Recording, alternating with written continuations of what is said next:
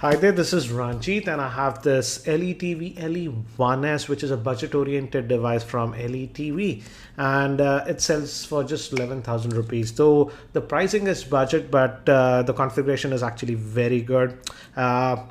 We'll play a few games, and but before that, let me give you a configuration overview. This LE1S is powered by the Helios X10 processor, which is an octa-core processor, as you can see, clocked at 2.16 gigahertz. Regarding the GPU, it has the Power VR Rogue G6 1200 GPU, and it comes with 3 gigabytes of RAM, and it sports a 5.25 inch screen. So let's just remove all the apps. And out of that 3 gigabytes we get 1.4 gigabytes of RAM free, and we'll start with some casual games and then move to heavy games. Let's start with Unkilled. So this is Unkilled.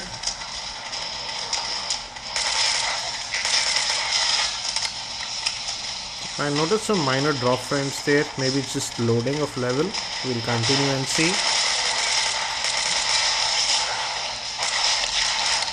And I've been testing this phone now for a couple of days. In general performance, I did not have any issues, and the battery life seems to be also good. And now, as you can see, it's handling it fine. It has just one speaker, not two. It's over here.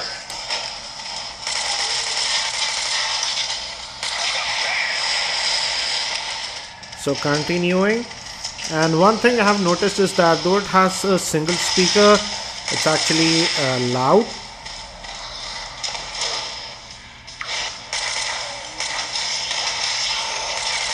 And as you can see, it's playing this game without any issues. Let's fire some rockets.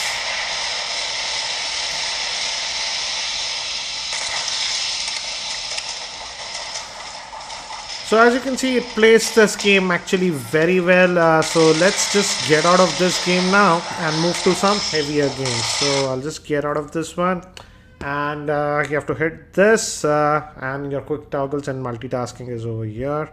And now let's move to Real Racing 3.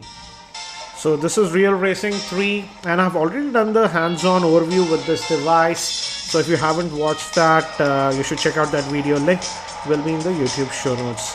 And this is Real Racing 3, and as you can see, we can see the rear view mirror. That means all the graphics are getting rendered. Let me change the camera angle. As you can see, no lag whatsoever.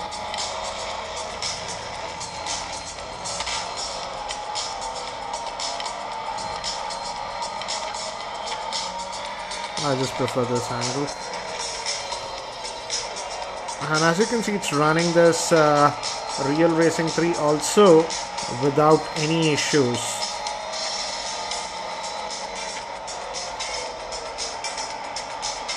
So it looks like you'll have a good experience playing Real Racing 3 on this one. As you can see, I haven't noticed any lagginess till now.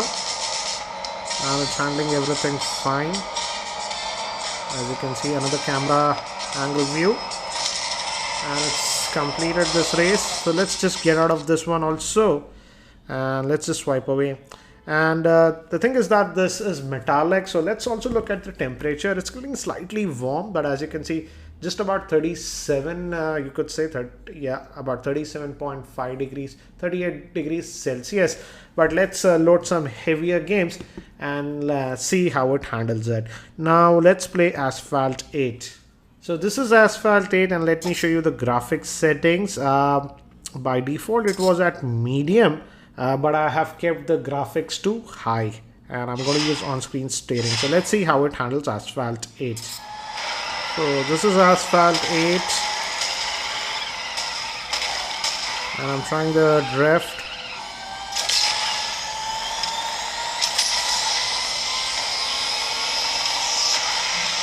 And the screen is also a 1080p screen. And now with this Asphalt 8, I noticed that the screen feels a little bit warm to touch. We'll look at the temperatures after playing this level for a few minutes.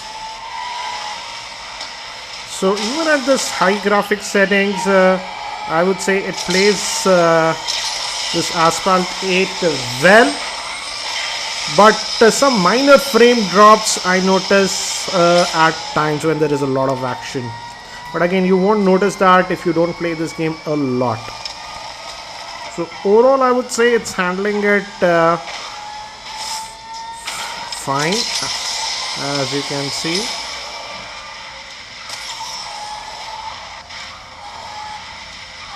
Trying the drift again. But definitely the screen feels a little bit warm to touch now, especially the area near the steering. We will look at the temperatures.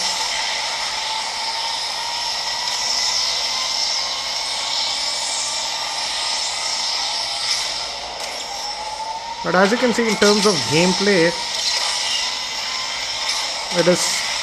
I crashed. It is playing it fine. Let's look at the temperature. It's been 11 minutes since we were gaming, and here, as I told you, I was feeling the heat, and yes, 42 degrees, 43 degrees Celsius, 44 near the screen. Let's look at the back also.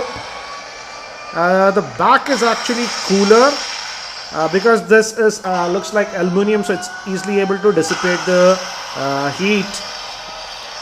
But the screen is actually getting pretty hot. So looks like it will play this Asphalt 8 fine. Let's just get out of this one. And let's move to another heavy game that is Nova 3. So this is Nova 3 and let's see how it handles this one. I'm just gonna skip this. So let's see.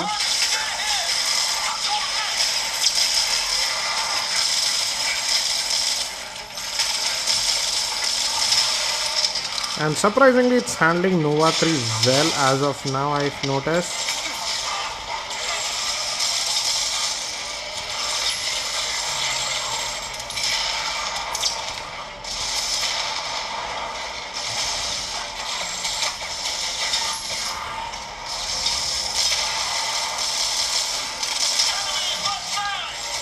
So it's handling this Nova 3 actually really well in my opinion.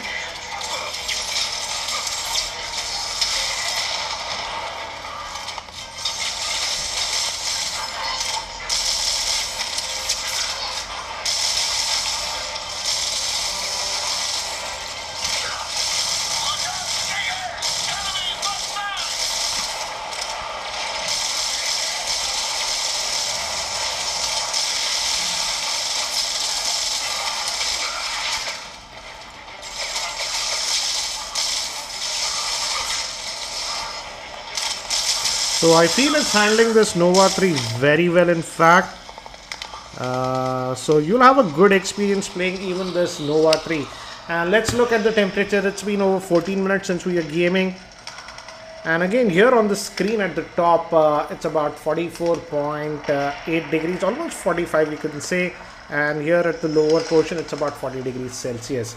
At the back again, it's about 41 it touched. It's not going beyond that due to this aluminum back because it's able to dissipate the heat, but certainly it feels a little bit warm. So let's just get out of this. So what do I feel about the gaming with this LeTV LE1S?